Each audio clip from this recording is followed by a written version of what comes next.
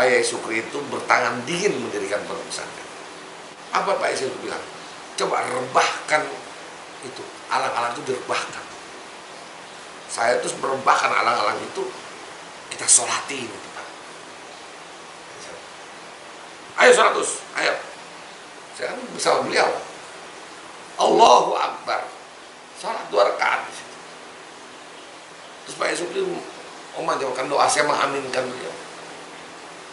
Setelah itu apa dia bicara? Insya Allah 4 bulan ke depan ini jadi pondok. Dan benar, 5 bulan kemudian saya datang ke sana, itu sudah bersih.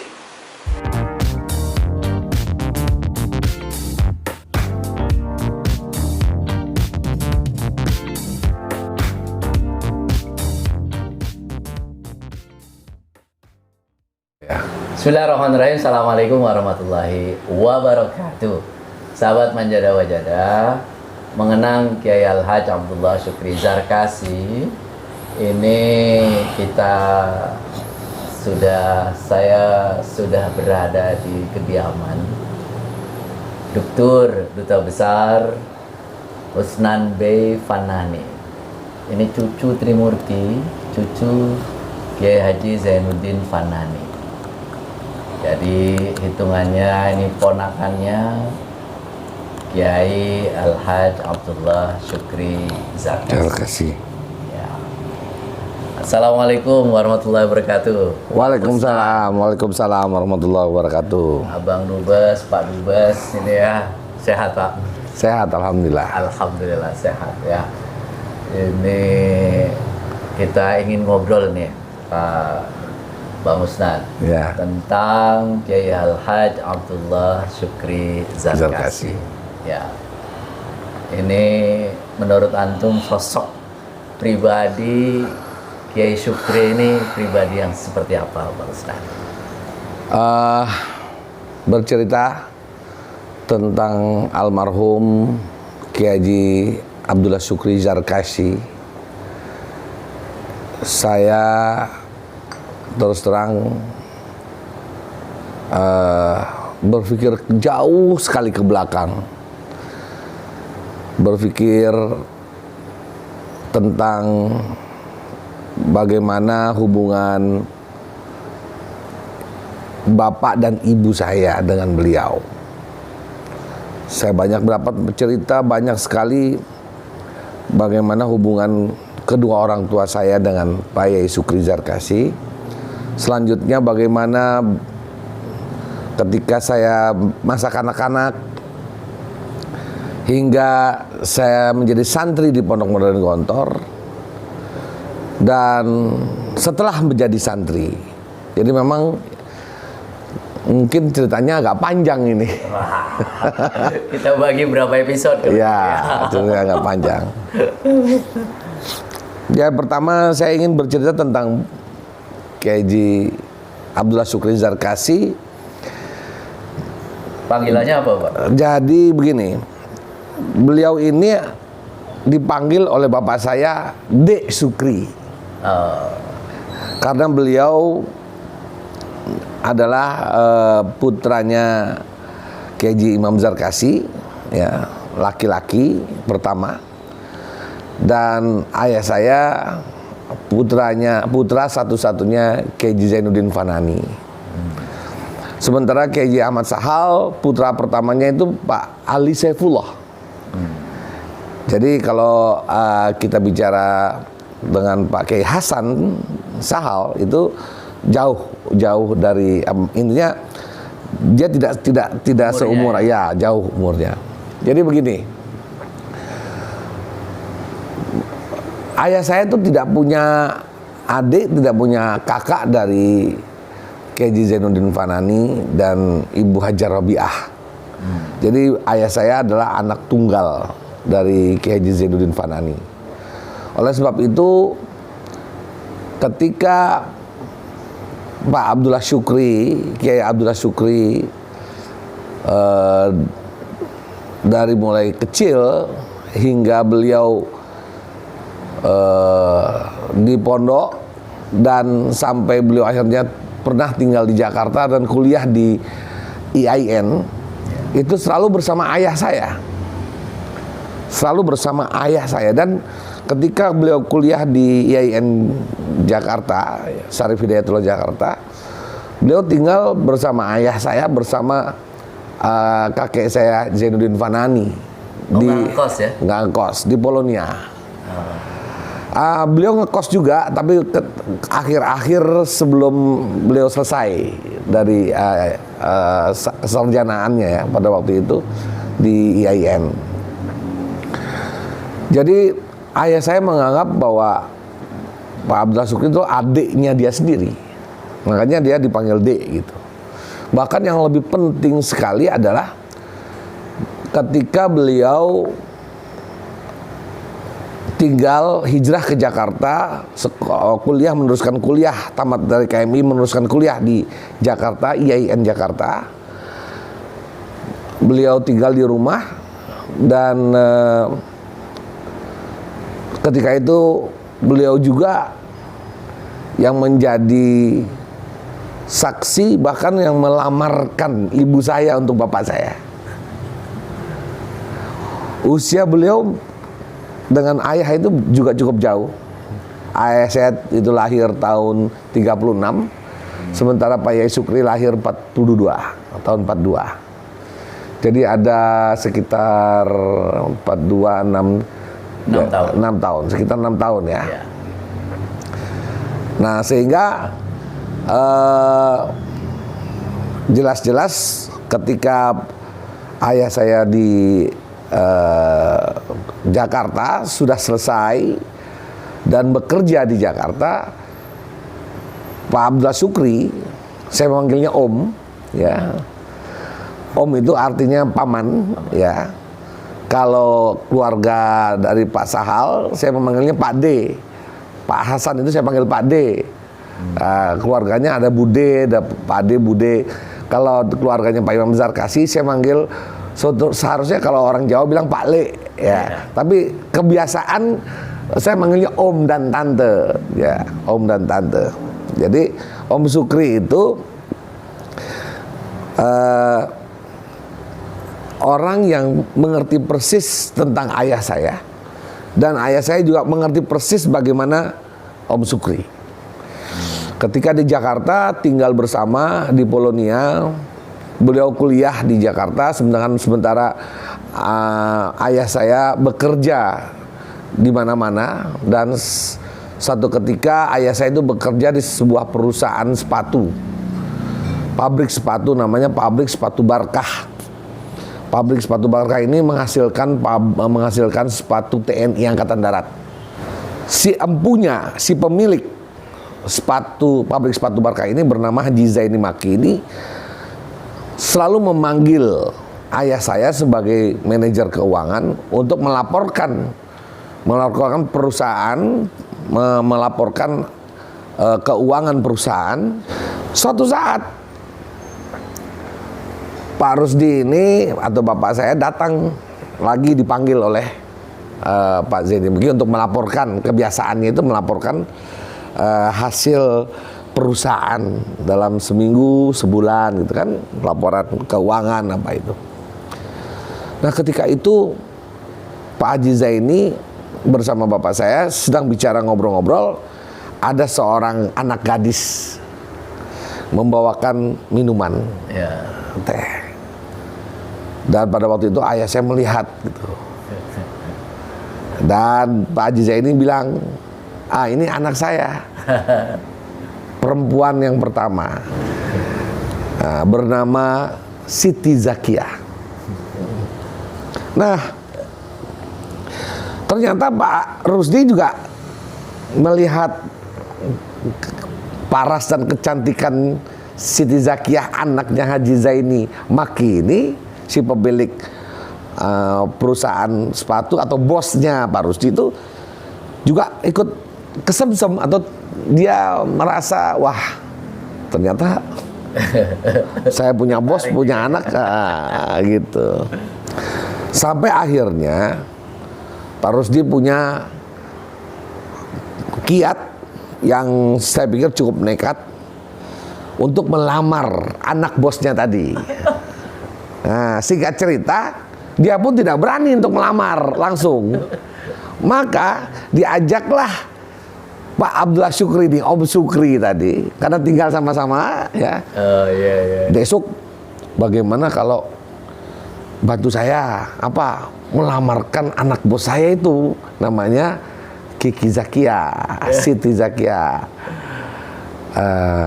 Oh boleh, ayo. Nah, jadi kalau ditanya bagaimana sebetulnya Om Syukri, Om Syukri itu adalah orang atau sosok seorang pria ketika beliau pemuda, adalah seorang pria yang supel, Pak Yai Syukri ini, yang mudah bergaul, mudah membantu orang. Pak Yai Syukri juga adalah orang yang mudah untuk berkomunikasi.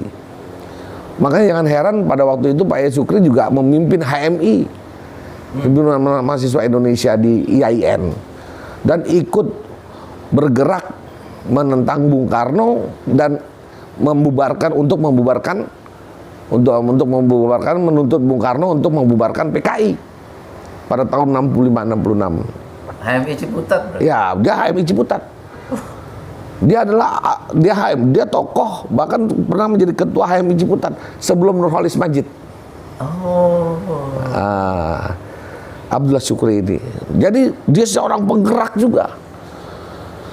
Jadi Abdullah Syukri adalah sosok, saya kalau bicara tentang Om Syukri tadi, saya adalah sosok orang yang memiliki human touch, human relation yang luar biasa. Dia punya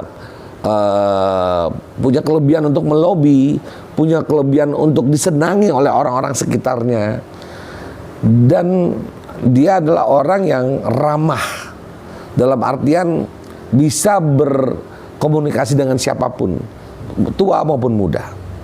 Oleh sebab itu, ayah saya minta bantuan Pak Syukri, tolong besok melamarkan anak bos saya bernama Kiki Zakia tadi. Oh siap.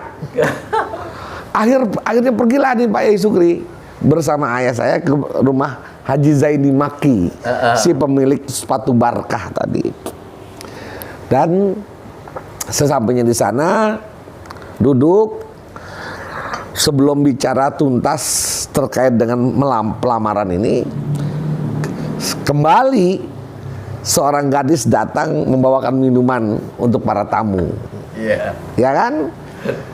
Para tamu untuk Pak Yai Syukri, untuk ayah saya, dan untuk orang tuanya, yaitu Haji Zaini Maki. Setelah minuman diletakkan, Pak Yai Syukri menyikut ayah saya, gitu kan. Itu adiknya cantik juga. Gimana kalau adiknya juga saya lamar buat saya, kata gitu.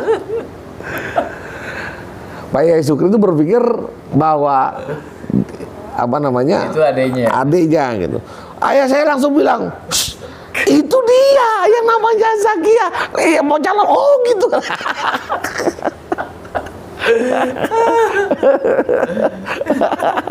Itu yang tadi itulah yang kita mau lamar sekarang buat saya, katanya. Buat cerita ini saya dapat dari ayah saya, juga dari ibu saya. Jadi berhasil itu. Iya, jadi rohunya itu kuat ya. Jadi bukan hanya matannya, jadi matannya itu dari orang yang langsung. Itu ayah saya sendiri, almarhum Haji Rusdi Bey Fanani. Nah, jadi akhirnya dilamarkanlah itu ibu saya, Siti Zakia, Hajah Siti Zakia, dan akhirnya beliau menikah tahun 66. 67 lahir saya, gitu. Pak Yai Syukri masih di Jakarta. Nah, Pak Yai Syukri pada waktu itu masih di Jakarta. Pak Yai Syukri masih kuliah di IAIN.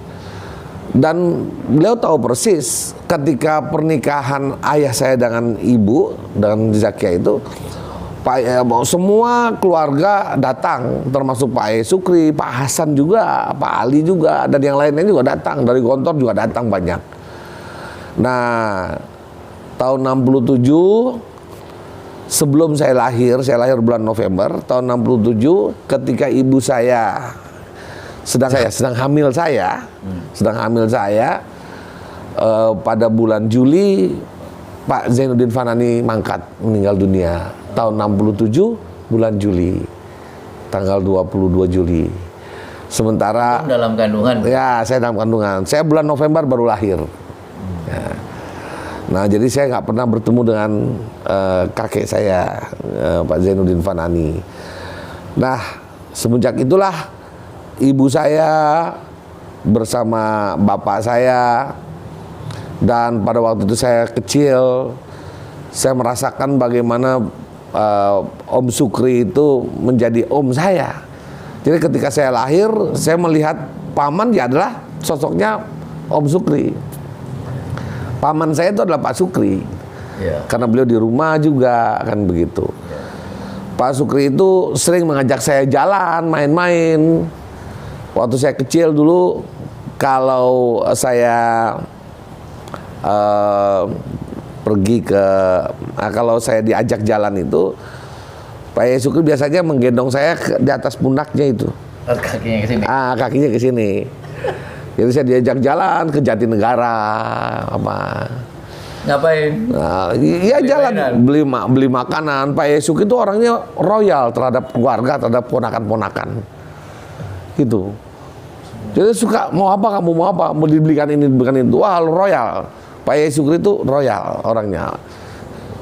Sampai ketika beliau sudah menjadi pimpinan pondok pun, kalau ke Jakarta itu mesti ke rumah, tidur di rumah, minta dimasakin ini, minta dimasakin itu, dan dia yang belanja. Dia belanja, ini ikan masak ini, ini sayur masak ini gitu kan. Atau dia pergi ke restoran, dia beli yang matang.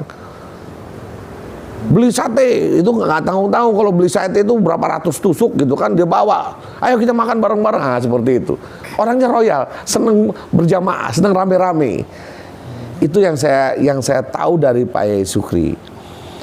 Orangnya sangat apa ya? Saya sepanjang hidup saya dengan Pak Sukri, saya tidak pernah melihat dia marah. Kecuali marah ya di depan anak-anak di Gontor, di pondok waktu saya mondok ya, atau dengan guru-guru ya. Tapi dalam konteks kehidupan sehari-hari bersama keluarga, bersama kita itu nggak pernah marah, hampir nggak pernah marah itu orang. Pak Sukri itu benar-benar apa ya, sangat menyenangkan orangnya. Dan saya merasa banyak sekali mendapatkan banyak hal dari Pak Sukri. Seorang seniman. Dia sering mengajak saya waktu saya SD, walaupun waktu ketika saya SMP beliau sudah di Gontor. Waktu kalau beliau pulang dari Mesir, kan beliau pernah di Mesir, pulang ngajak saya jalan, ngajak apa. Beliau suka nonton film bioskop. Jadi kalau datang ke Jakarta ketemu saya, ayo kita jalan. Di mana bioskopnya? Nonton bioskop. Nonton. Di mana bioskop? Itu dulu ada bioskop Nusantara di Jatinegara. Ya kan, ada bioskop Megaria itu kan. Ya, Megaria. Ya udah lama itu.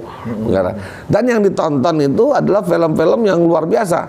Saya masih hafal persis. Pak Sukri itu hobi sekali nonton film James Bond. Karena saya sering sekali, berkali-kali saya nonton film James Bond sama beliau. Setiap ada film James Bond yang baru, saya nonton sama beliau. Dari mulai Sean Connery, Roger Moore, ya pemainnya itu selalu sama beliau, gitu kan. Kalau film cowboy, beliau sedang pemainnya itu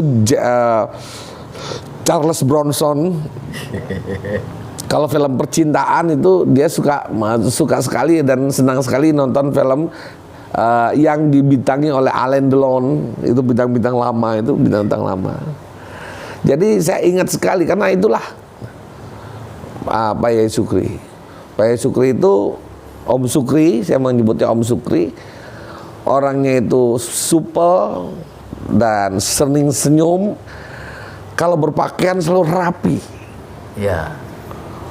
Bahkan dia mensetrikakan ininya sendiri, pakaiannya sendiri, setrika sendiri. Celananya dia setrika sendiri. Dan kalau dia pergi atau dia datang, itu 10 meter itu sudah tercium wangi parfumnya. Dan saya dulu sering melihat beliau memakai dan membeli parfum yang bermerek tabak. Botolnya putih itu, oval, tabak. Nah, biasanya tuh saya suka ngumpulkan itu apa botol-botol itunya, karena beliau tinggal di rumah kan. Jadi kan saya begitu juga ketika beliau pulang dari Mesir itu juga banyak membawa parfum, itu kan kita diberi parfum oleh beliau. Jadi luar biasa itu Pak Yai Sukri itu. Saya banyak kenangan dengan beliau tuh waktu kecil ya. Tadi saya katakan beliau seorang seniman. Belajar musik di mana itu? Ya. Kayak gitu. Jadi dulu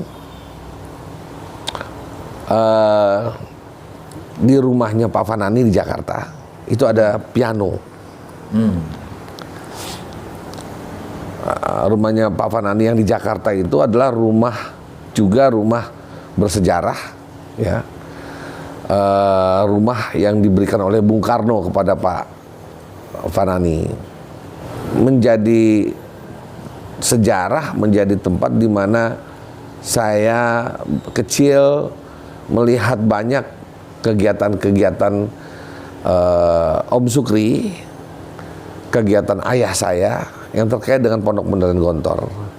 Sering di sana pertemuan-pertemuan Badan Wakaf misalnya.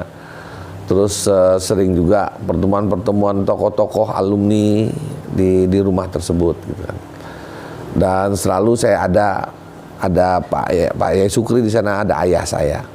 Dan di rumah itu pun kembali kepada tentang seni tadi, itu ada sebuah piano tua. Dan yang memainkan piano itu adalah Pak Fanani. Jadi Pak Fanani itu bisa main piano. Gitu. Pak Fanani, Pak Zainuddin Fanani itu dia seorang seniman juga. Beliau juga pandai memainkan harmonika dan piano.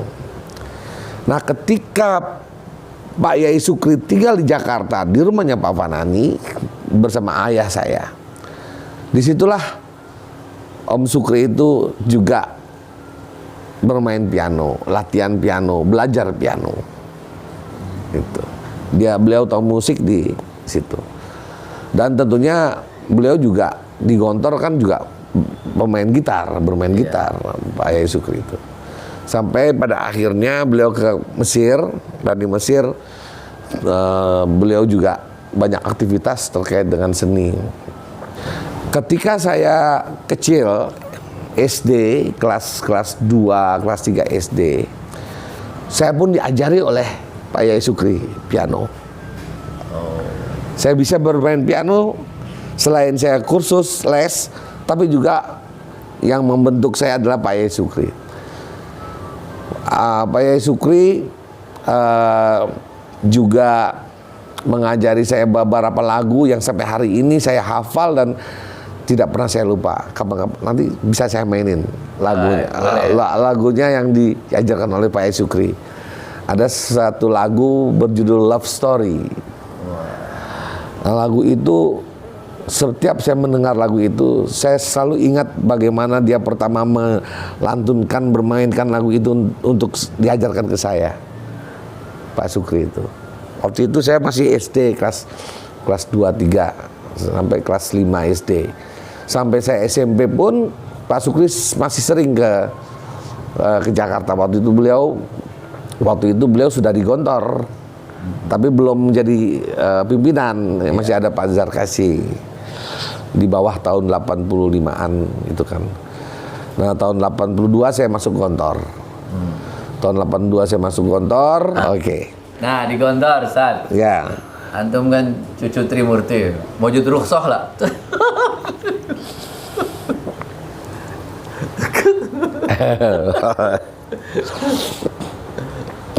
Jadi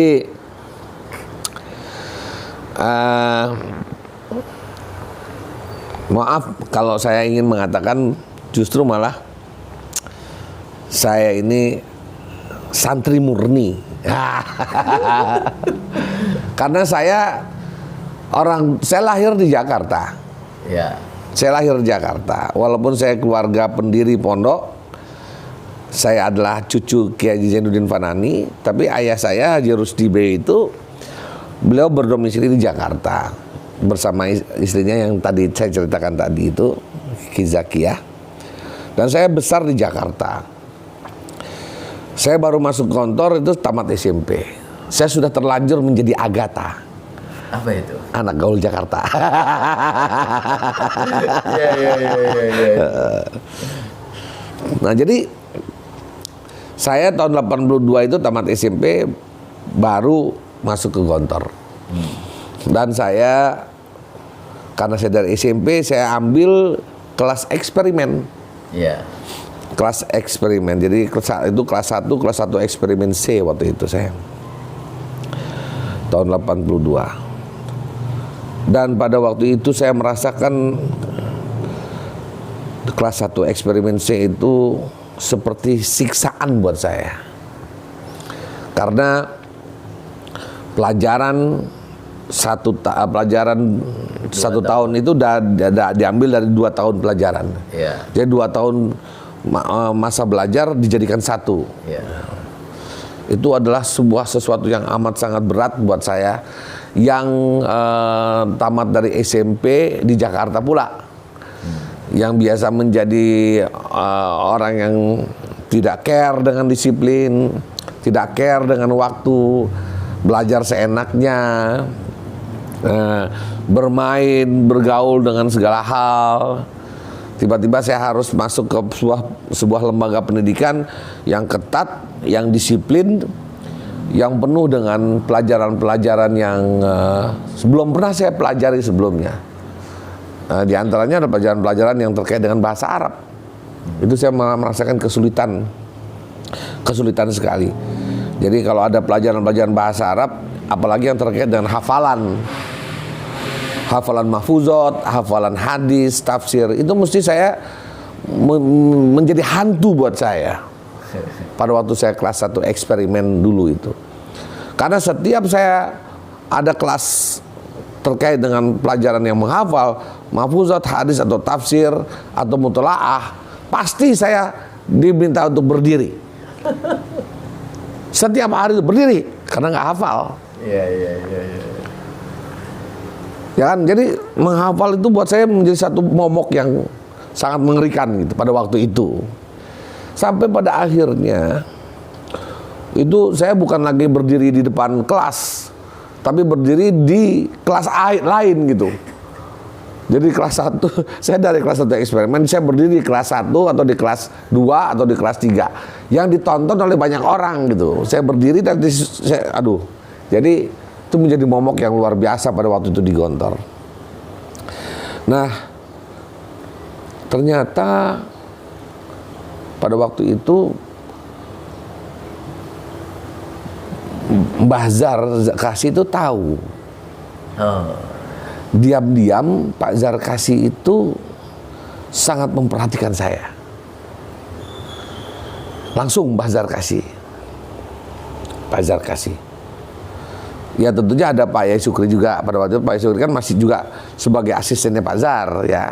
Tapi Pak Zarkasi sendiri langsung itu tahu tentang itu. Mungkin mendapatkan laporan dari wali kelas saya atau bagaimana.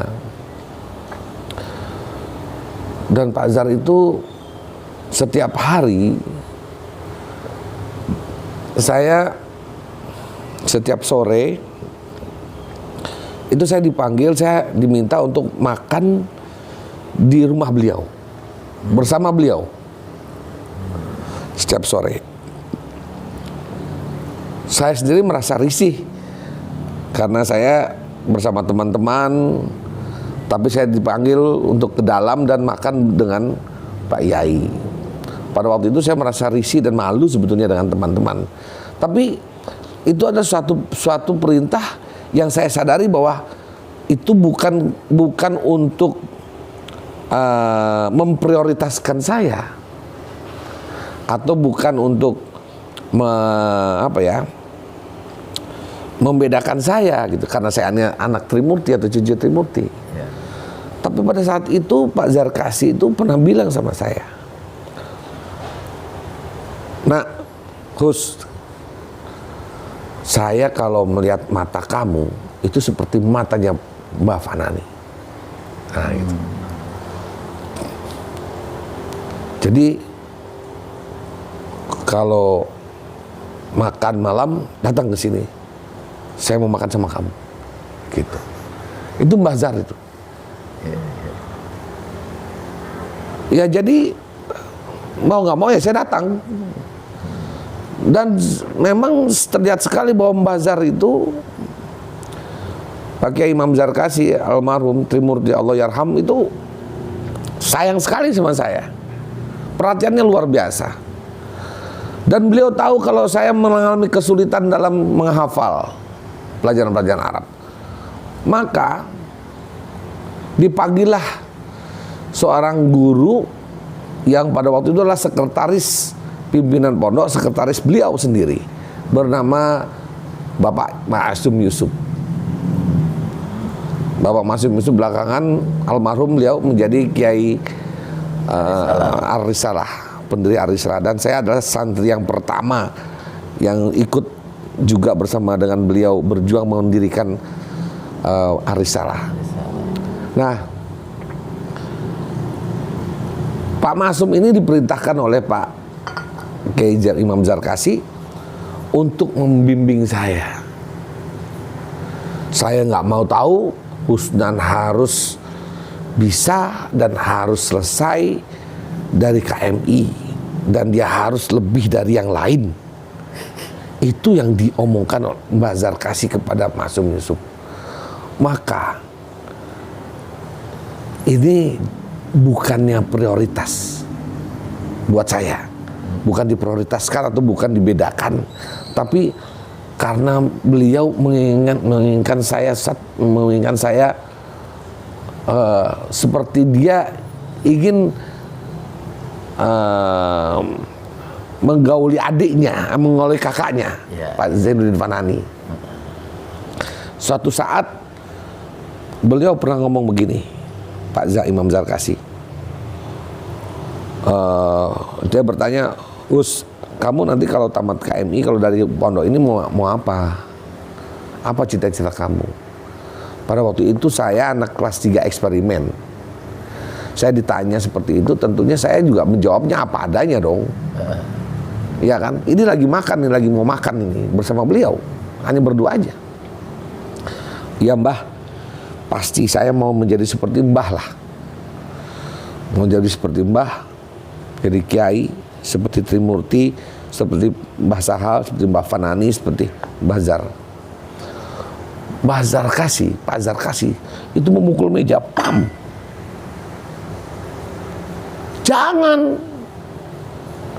Jangan kamu punya cita-cita mau seperti saya, atau mau seperti mbahmu, Mbah Fanani, atau Mbah Sahal. Jangan. Gak boleh. Kamu harus punya cita-cita lebih dari saya, lebih dari Trimurti, lebih dari mbahmu, lebih dari Mbah Sahal. Ya begitu. Saya itu nggak bisa jangankan mau nyentuh makanan itu, makanan yang sudah ada di mulut nggak ketelan itu. Beliau seorang kiai besar, seorang Trimurti, pendiri pondok, punya murid banyak, punya alumni banyak, sudah mewakafkan segala-galanya, jiwa raga dan segala-galanya. Saya bilang saya ingin jadi seperti beliau, beliau bilang jangan seperti dia. Dia seperti kayak gimana lagi coba? Kan kita melihat sesempurna-sempurnanya manusia. Yang kita lihat di depan mata kita adalah kan junjungan kita. Ya belum sampai ke Nabi Muhammad, ya pasti yang di depan kita orang tua kita atau kakek kita. Nanti kali ini kakek kita, guru kita, kiai kita, betul kan? Iya. Pendidik kita di depan mata. Ya saya kan seperti beliau lah, paling tidak kan gitu kan. Tapi beliau mengatakan tidak. Bayangkan coba. Nah, dari situlah saya terus diminta oleh Pak Imam Zarkasi, Pak Imam Zarkasi, Pak Kiai Trimurti, dan terus saya belajar bersama Pak Masum Yusuf. Satu yang saya ingin sampaikan, dan ini tidak diketahui oleh semua orang, tidak diketahui oleh semua teman-teman saya, tidak diketahui oleh semua kalangan pondok. Waktu saya santri itu, saya benar-benar tidak dibeda-bedakan, tapi justru saya istilahnya ya, di drill. Saya di drill lebih gila lagi. Bayangkan, saya diminta untuk tidak masuk ikut kursus sore, tapi saya belajar lagi oleh Pak Masum Yusuf. Semua pelajaran sendiri. 2. Pelajaran itu khususnya adalah pelajaran-pelajaran yang saya lemah dalam pelajaran itu, terutama pelajaran-pelajaran bahasa Arab, Durusul Lughah, Nahul Wadih, Sorof, Insya, ya, terus apa lagi, Mahfuzat, hadis, tafsir, semua yang hafalan. Kalau di kelas itu saya biasa dikasih 2 hafalan setiap hari, besok dihafalkan lagi, terus 2 lagi. Ini sama Pak Masum mau justru ditambah. Sudah 2 nggak hafal di sekolah, di kelas, itu di sore hari oleh Pak Masum itu ditambah lagi jadi 5 atau jadi 6 hafalan. Mutolaah aja yang tadinya 2 jadi 3. Mutolaah saya harus hafal, habis-habisan hafal, dihafal. Jadi saya malah digenjot habis. Pelajaran sorof begitu juga. Yang paling dahsyat adalah pelajaran tentang kepondok modernan. Kepondok modernan itu diajarkan oleh semua santri, diberitahukan, dipelajari itu setiap kita akhir tahun sebelum pulang, betul? Ya. Saya tiap hari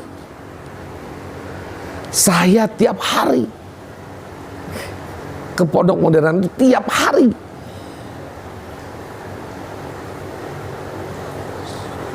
Tentang pancajiwa, pancajangka, tentang bagaimana wakaf, bagaimana pertanahan, bagaimana pewakafan di Pondok Modern Gontor, bagaimana pergedungan, bagaimana keluarga Trimurti, setiap hari. Sama Pak Masum itu? Iya. Dan Pak Masum selalu mengatakan, kamu kalau nggak melakukan ini nanti saya adukan ke Pak Bazarkasi. Ini saya perintah dari Pak Bazarkasi. Jadi kamu harus belajar ini, kamu harus belajar ini. Ustadz bosan, Ustadz tiap hari kita belajar ini. Hafalin ini, maksudnya bagaimana, apa, perkata. Hafalin gitu. Ini perintah dari Imam Zarkasi. Selama 3 tahun, kelas 1, kelas 3, kelas 5, saya didrill habis. Jadi pelajaran saya nggak ikut saya tuh, tapi dihajar habis. Terus pelajaran apa lagi? Pelajaran pidato. Pelajaran apa? Muhadoroh. Makanya saya muhadoroh dari kelas 1, kelas 5, kelas 6. Saya nggak pernah kalah sepondok modern Gontor. Pidato. Diajari bagaimana pidato, gayanya, gaya berpidatonya Soekarno, gaya berpidatonya Haji Agus Salim, gaya berpidatonya Kasman Singonibudjo, gaya berpidatonya Cokro Aminoto, gaya berpidatonya Stalin, Lenin, Mussolini, bahkan Hitler saya pelajari cara berpidatonya. Bayangin coba. Dan ini nggak banyak orang tahu ini. Hanya saya dan kayak Haji Masum Yusuf almarhum. Ustadz Maryadi, Ustadz Maryadi almarhum, Ustadz Saifuddin Siddiq almarhum, dan satu yang tahu tuh Ustadz Ikhwan Hadiin. Beliau yang mengajarkan saya pramuka. Pada waktu itu saya harus menjadi the best. Cadika itu apa ya? Cadika itu mahir dasar ya. Kursus mahir dasar. Saya is the best. Pada waktu itu zaman saya, seangkatan saya itu saya the bestnya. Kursus mahir dasar pramuka. Jadi saya harus lebih dari semuanya. Saya harus lebih dari santri-santri. Saya harus tahu semuanya tentang pondok, tentang pondok modernan. Saya harus tahu tentang apa itu pengasuhan, apa itu Kuliatul Muallimin Islamiyah, apa itu yayasan, semuanya, akhi. Dan pada waktu itulah saya benar-benar merasa bahwa setelah bahkan Mbah Zarkasim wafat itu di tangan saya pertama kali. Kan saya kan cerita tadi bahwa saya kan setiap maghrib, habis baca Quran, saya langsung ke rumah beliau untuk makan bersama, persis. Ini ketika saya baca Quran, masih membaca Quran, bukan itu belum habis, belum Sadaqallahul Azim, itu saya mendengar teriakan di bawah. Mbah Putri Zarkasi atau istrinya Mbah Zarkasi itu teriak, Mbahe, kata gitu. Simbah, teriak. Karena beliau tahu saya ada di kamarnya Pak Maksum. Pak Maksum itu kamarnya di Perdos atas. Di belakang rumahnya Pak Zarkasi, di belakang itu ada Perdos, perumahan dosen. Di atas itu kamarnya Pak Maksum. Dan saya belajar di situ. Saya sedang menghafal di situ. Saya sedang membaca Quran di situ. Saya mendengar teriakan itu, saya turun tuk ke bawah, langsung ke rumah. Ibu Zarkasi itu, si Mbah Putri itu langsung baik gitu kan. Saya lihat Pak Zarkasi itu sudah tergeletak di depan pintu kamarnya. Langsung saya datang, saya langsung angkat beliau. Langsung saya baringkan di kasur. Saya baringkan, si Mbah Putri langsung bilang, "Jukon itu banyu panas. Ambilkan air panas." Mbah Zarkasi itu kan asma, nggak boleh kena dingin. Maka saya langsung lari ke belakang, ngambil botol Orson pada waktu itu, saya isi air panas. Saya tutup, langsung saya bawa lagi ke dalam. Itu saya ganjel di kakinya, diselang di lututnya, di ujung kakinya, di ketiaknya, terus di belakang leher. Itu saking panasnya air di dalam botol itu sampai kulitnya Mbah Zar itu terkelupas. Nah, karena ngelihat Mbah Zar itu basah bajunya, kaosnya, saya ambil gunting, bajunya saya gunting, saya gunting, saya buka, langsung saya selimuti dengan handuk, saya pegang, "Mbah, sadar Mbah, la ilaha illallah," nggak sadar, "Mbah, sadar Mbah," saya begini, Mbah, nggak sadar loh, nggak sadar, "Mbah, sadar Mbah," saya begini, Mbah. Ketika saya melakukan itu terus, Mbah Zar terus muntah. Karena saya memegang handuk, muntahnya saya gini kan. Ternyata yang keluar semua adalah pil-pil, kapsul-kapsul yang dari pagi sampai malam itu belum terserap oleh tubuhnya, sudah tidak mau lagi terima. Nah, setelah itu mulai datang, ada sekretaris, ada guru-guru senior, Pak Yusri datang, dan beliau sore itu langsung dibawa ke Ponorogo dan Madiun pakai ambulan. Sehari kemudian di jam yang sama, maghrib, beliau wafat. Saya merasa kehilangan sekali.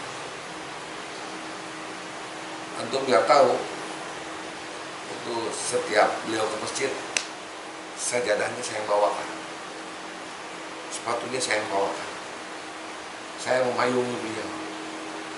Beliau mau keliling pondok, saya memayungi, saya yang bawakan. Ke masjid itu, di masjid itu saya hamparkan sajadahnya di tiang nomor 2 dari depan.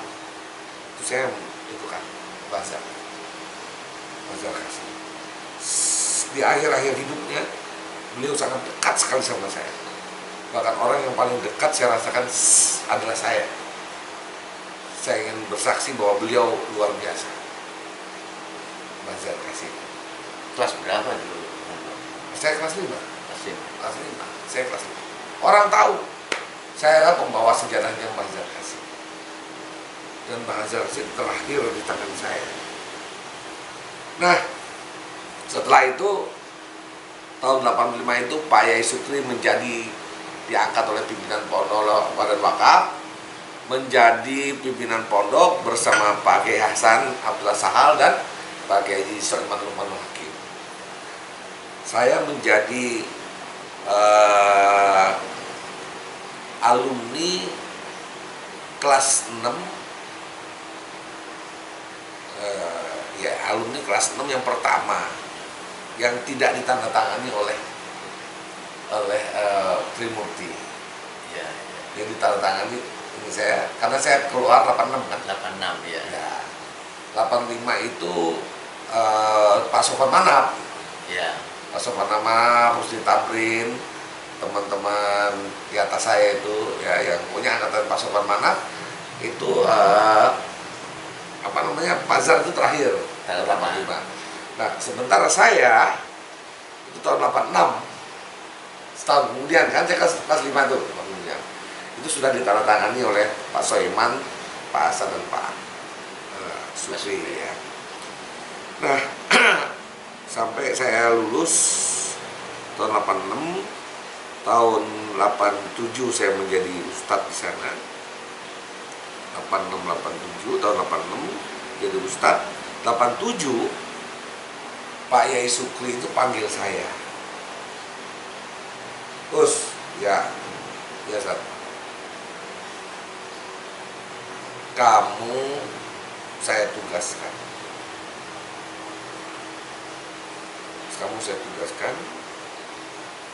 Kamu nggak usah lagi ngajar. Kaget saya.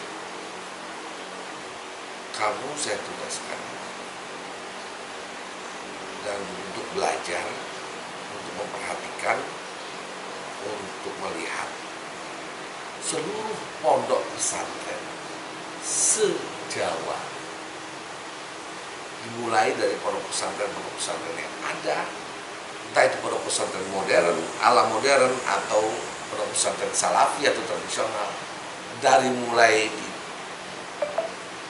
Kulon sampai ke Wetan, dari mulai di Banten, Cilegon, Merak sampai ke Banyuwangi, bahkan nyebrang ke Madura. Maka setahun saya berkelana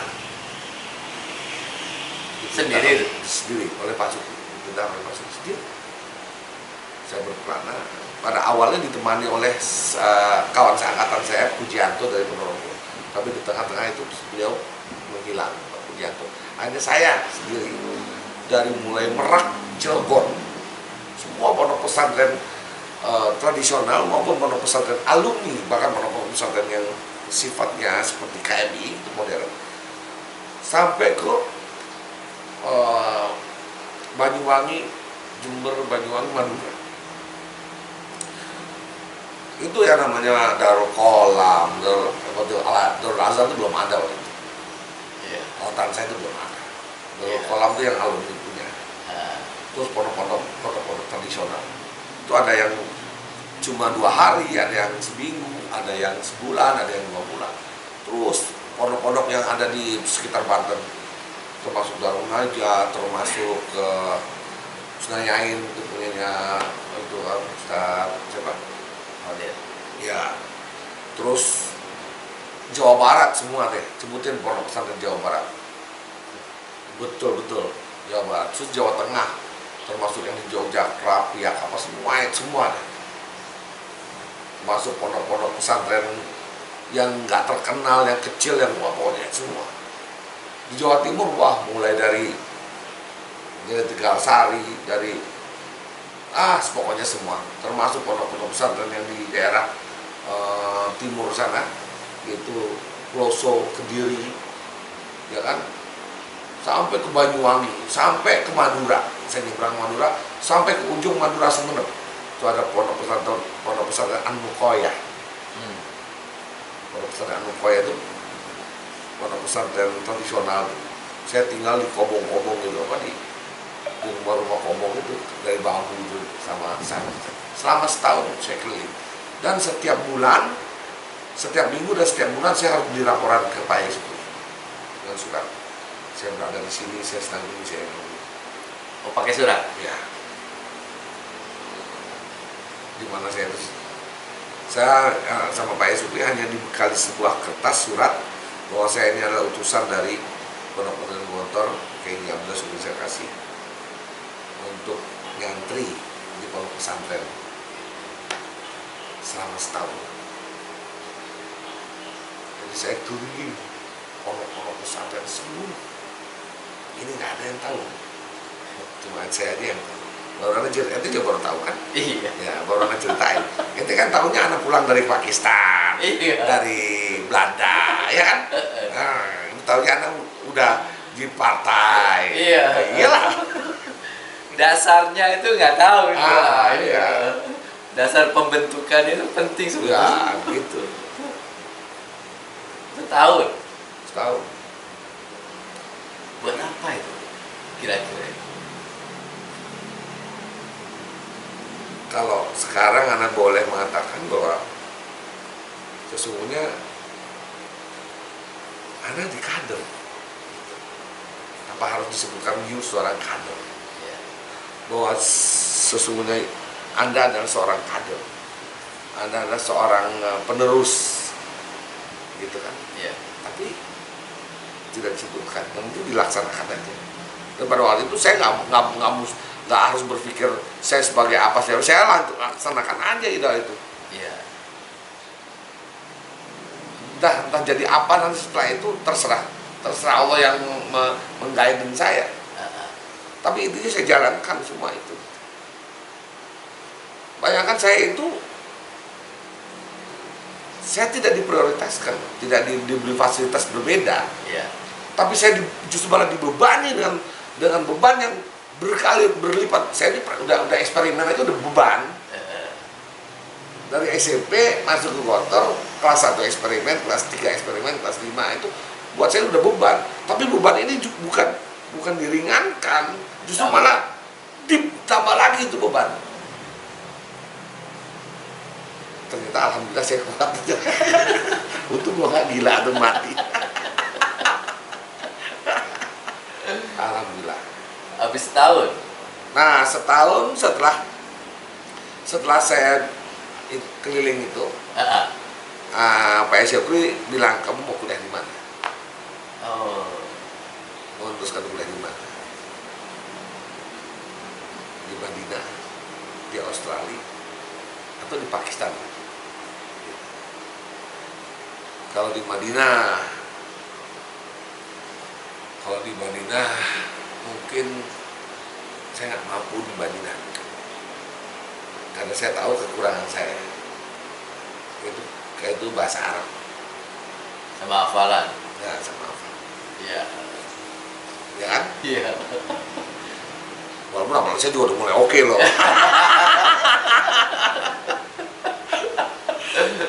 Kalau ke Australia, wah itu terlalu, walaupun itu dekat dari Indonesia.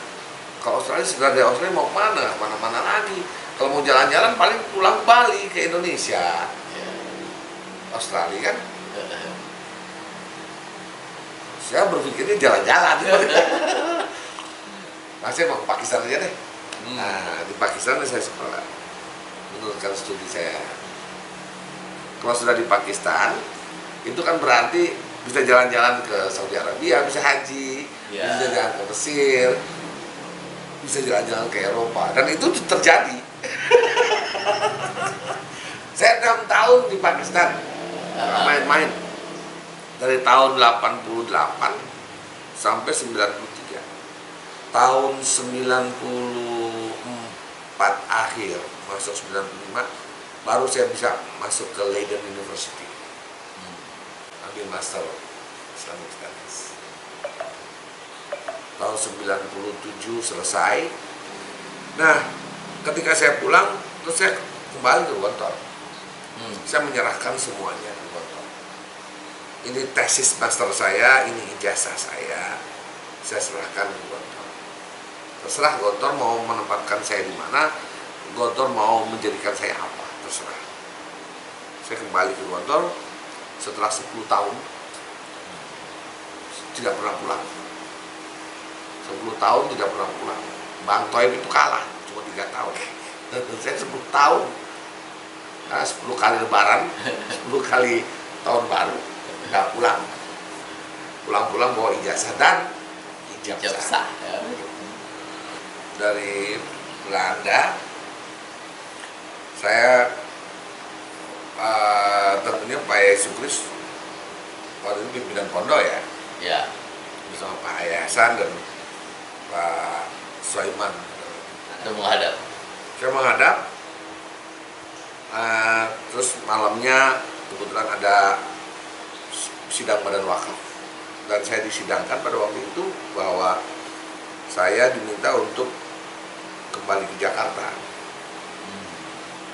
membantu urusan-urusan pondok modern Gontor di Jakarta. Plus saya juga diminta untuk melanjutkan studi, ambil S3 saya di Jakarta. Di UIN Jakarta pada waktu itu.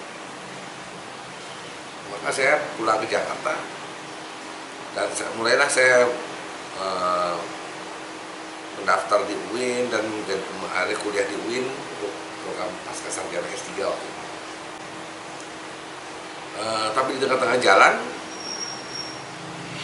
saya diminta oleh Bapak Hamzah Has untuk menjadi sekretaris pribadi beliau, ketua umum Partai Persatuan Pembangunan. Izin ke pondok nggak? Nah, jelas dong saya izin ke pondok. Saya izin langsung ke Pak Soiman, Pak Sukri. Waktu itu Pak Hasan nggak ada. Ada. Saya langsung bicara dengan Pak Sukri. Beliau mengatakan, wah bagus, lanjutkan. Karena Gontor akan memiliki network jaringan. Suatu saat kita ada apa-apa, ada kamu di sana. Pada waktu itu ya. Baik, akhirnya saya teruskan. Menurut antum nih, Pak Sukri itu kok hebat sekali cara membangun jaringan tuh gimana itu? Itu merupakan talenta. Itu anugerah yang diberikan Allah kepada beliau. Sehebat-hebatnya kita mempelajari apa yang dilakukan oleh beliau, itu tidak akan bisa kita menyamai beliau. Karena itu sebuah anugerah, sebuah kekuatan yang diberikan Allah kepada orang yang bernama Kiai Abdul Syukri Zarkasi. Dia memiliki network, dia memiliki jaringan. Kalau saya boleh katakan bahwa pertama mungkin bisa ada beberapa yang bisa kita pelajari dari beliau sehingga dia bisa menjadi itu. Pertama adalah senang jalan, senang berjalan. Pertama, karena setiap keluar dari rumah itu harus berpikir bahwa harus ketemu dengan seseorang yang orang itu akan menjadi bagian dari kehidupan kita.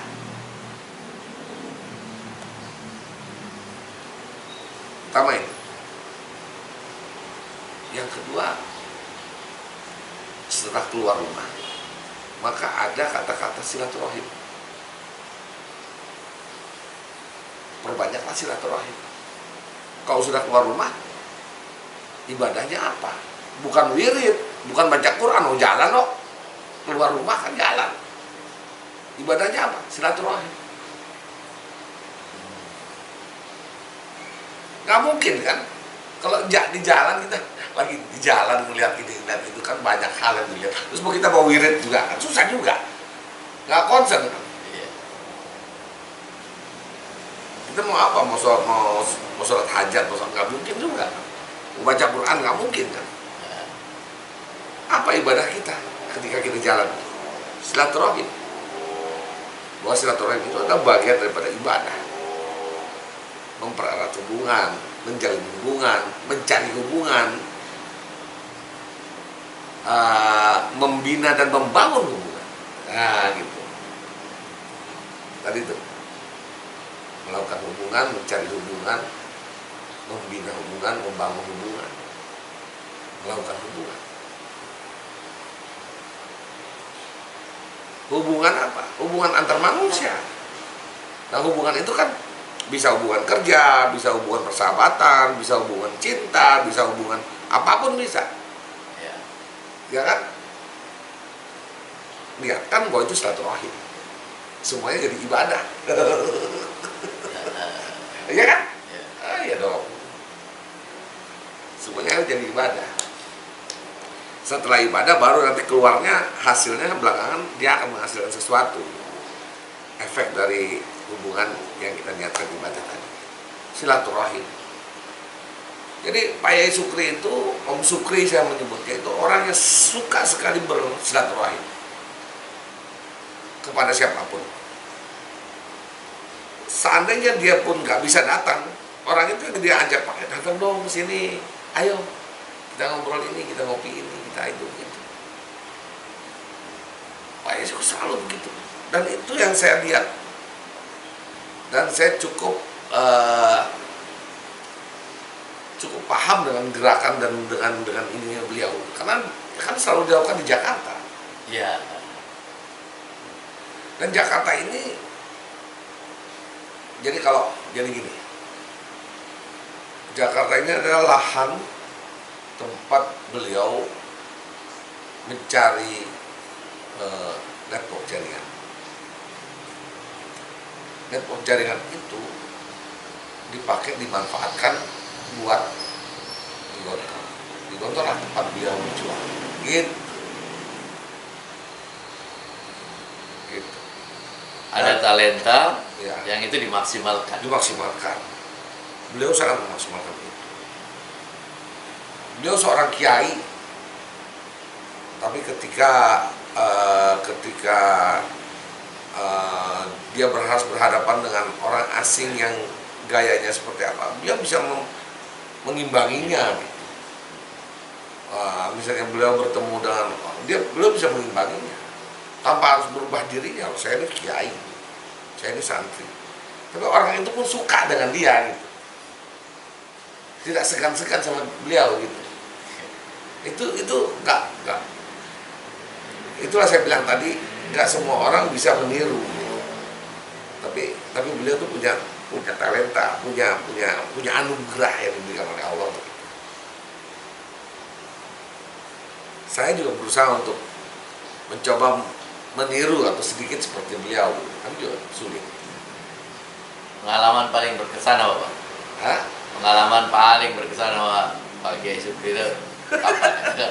Sama Om Sukri. Kan banyak ya? Ya. Tapi yang paling beberapa itu. Suatu saat saya diajak oleh Pak Sukri di Gontor. Pada waktu itu saya guru, itu jadi guru. Ya, ada 2 kali ini saya. Beliau ngajak saya naik motor, saya dibonceng sama beliau. Udah diajak saya jalan keliling, diperlihatkan bahwa ini adalah desa binaan kita. Saya membina ini, Bos. Ini ada di sini adalah tokoh Muhammadiyah, di sini ada tokoh NU, ini adalah binaan saya. Itu masjidnya saya juga ikut membangun. Bandar itu banyak di Ponorogo seperti itu. Bukan hanya di Gontor, tapi di Ponorogo, di Pulung, di Sawo, di mana-mana. Jadi Pak Yai Sukri itu juga adalah seorang dai, dia. Seorang dai dan orang yang membina masyarakat. Dan beliau adalah orang yang ya saya punya pengalaman itu karena beliau yang ngajak saya naik motor itu. Dia bercerita setiap berhenti dia ketemu orang ini sapa. Lah, sampai suatu saat di pematang sawah di jalan ke arah Trenggalek, di perempatan namanya perempatan Dengok. Saya berhenti di situ bersama Pak Yai Sukri. Terus Pak Yai Sukri mengajak saya untuk duduk di pematang sawah. Duduk begini, melihat sawah di depan yang hijau itu. Kita sama-sama berdiam. Tiba-tiba beliau mengatakan begini, "Us, coba lihat sawah ini. Sejauh mata memandang hijau. Coba bayangkan kalau yang hijau ini kita jadikan sebuah pondok pesantren. Ya, luar biasa. Ya, luar biasa. Hebat sekali pinggir jalan. Di pinggir jalan itu sawah membentang. Kalau ada pondok pesantren di sini bagus sekali. Dia adalah di perempatan jalan. Dan itulah pondok pesantren Gontor 2. Gak lama setelah itu kira-kira 5 tahun dari pertemuan saya itu bersama Pak Yai Sukri. Di situ berdiri pondok Gontor. Jadi Pak Yai Sukri itu bertangan dingin mendirikan pondok pesantren. Itu yang pertama. Yang kedua, saya mengantarkan anggota Badan Wakaf, yaitu bapak saya sendiri, Pak Kafrawi, dan kalau nggak salah Pak Baharmus, kalau nggak salah, bersama Pak Kiai Sukri pergi ke Lampung. Pak Kiai Sukri bilang bahwa Gontor mendapatkan tanah wakaf di Lampung. Sekarang kita pergi ke tanah itu. Kita lihat tanah itu. Bersama ayah saya, bersama Bapak Rusdi, Pak Kafrawi. Kita pakai beberapa mobil, bersama ada beberapa guru dari Gontor. Pergi sana, sampailah kita ke sebuah tempat di Kalianda itu. Ternyata dari pinggir jalan besar itu masih masuk ke dalam. Masuk ke dalam juga cukup jauh. Mungkin ada sekitar 3-4 kilo, 5 kilo lah ke dalam. Gelap. Pada waktu itu sudah sebetulnya siang, tapi sudah menjelang sore. Gelap itu karena banyak pohon dan itu seperti masuk hutan itu. Terus masuk hutan, naik sedikit, ada bukit-bukit, turun lagi, naik lagi, sampailah di sana. Kita turun, mobil itu berhenti, turun, nggak ada yang bisa dilihat kecuali itu potong batang-batang pohon dan alang-alang karena hutan. Tapi Pak Yai Sukri turun di situ. Kita turun semua, ikut turun. Saya belum turun. Dan saya diajak ke semak-semak oleh Pak Yai Sukri itu. Ayo sih, ikut. Semua orang juga ikut di belakang mengikuti. Ternyata itu kita berada di tengah-tengah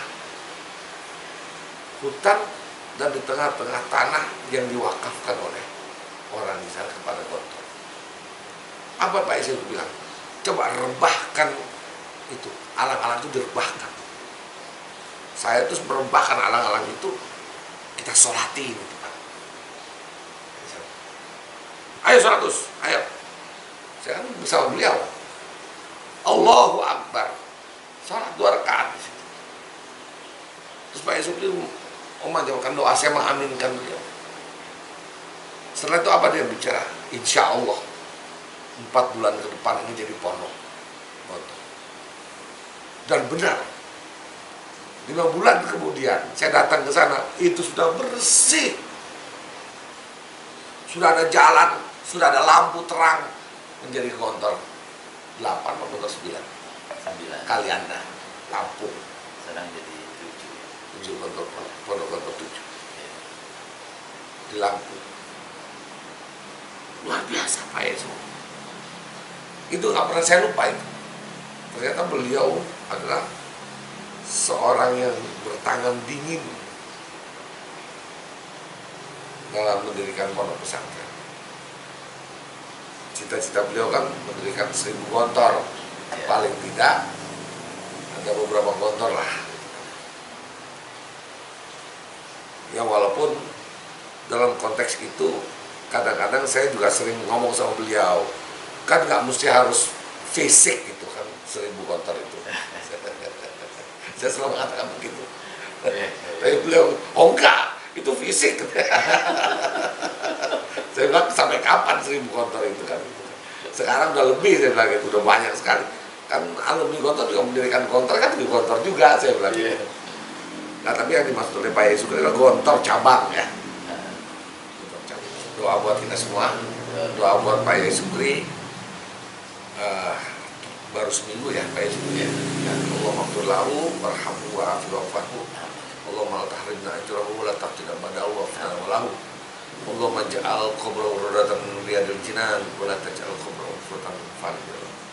Allah mahtimna bi husnil khatimah wa la taqtina bi su'il khatimah. Allahumma innaka afuwwun karim tuhibbul afwa fa'fu anna. Allahumma inna nas'aluka ridhaka wal jannah. Allahumma ighfir lana dzunubana wa liwalidayna warhamhuma kama rabbayana shighara. Allahumma taqabbal minna innaka antas samiul alim wa tub alaina innaka antat tawwabur rahim ya arhamar rahimin ya hayy ya qayyum ya mujibud da'wat ya qadir hakim innaka ala kulli syai'in qadir. Rabbi auzi'na an nashkura ni'mataka allati an'amta alaina wa ala walidayna wa an na'mala shalihan tardahu wa adkhilna bi rahmatika fi ibadika shalihin. Rabbana atina fid dunya hasanah wa fil akhirati hasanah wa qina adzabannar. Subhana rabbil izzati amma yasifun. Wassalamun alal mursalin. Walhamdulillahi rabbil alamin. Syukran akhi. Terima kasih banyak Pak Dubes. Terima kasih banyak. Alhamdulillahirabbil alamin. Demikian perbincangan kita dengan Profesor Dr. Duta Besar Usnan B. Fanani. Mudah-mudahan bermanfaat. Kita akan ketemu lagi dalam episode yang selanjutnya. Kita akhiri dulu episode ini. Terima kasih. Assalamualaikum warahmatullahi wabarakatuh. Waalaikumsalam.